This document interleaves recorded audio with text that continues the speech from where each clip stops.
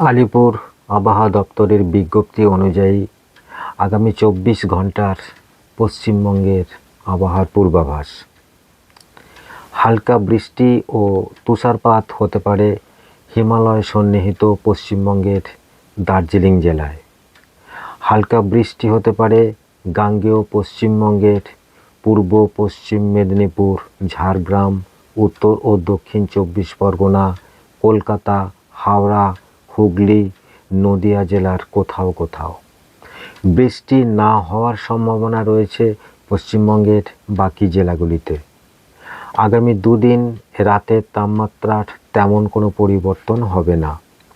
ভারী কুয়াশা থাকার সম্ভাবনা গাঙ্গেয় পশ্চিমবঙ্গের মুর্শিদাবাদ, বীরভূম, পূর্ব ও পশ্চিম বর্ধমান ও নদিয়া জেলায় এবং হিমালয় সন্নিহিত পশ্চিমবঙ্গের জেলাগুলিতে। দৃশ্যমানতা থাকার সম্ভাবনা 99 থেকে 199 মিটারের মধ্যে। হিমালয় সংলগ্ন পশ্চিমবঙ্গের কোচবিহার, জলপাইগুড়ি, উত্তর ও দক্ষিণ দিনাজপুর জেলায় কোথাও কোথাও শৈত্যপ্রবাহ হতে পারে।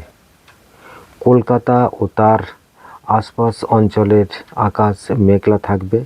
হালকা বৃষ্টি হতে পারে। সকালের দিকে কুয়াশা থাকবে। সর্বোচ্চ তাপমাত্রা 21 ডিগ্রি সেলসিয়াস এবং সর্বনিম্ন তাপমাত্রা 14 ডিগ্রি সেলসিয়াসের আশেপাশে থাকবে। উপকূল অঞ্চলের মৎস্যজীবীদের জন্য কোনো সতর্কবার্তা নেই। নিয়মিত আবহাওয়ার খবর জানার জন্য অবশ্যই সঙ্গে থাকবেন।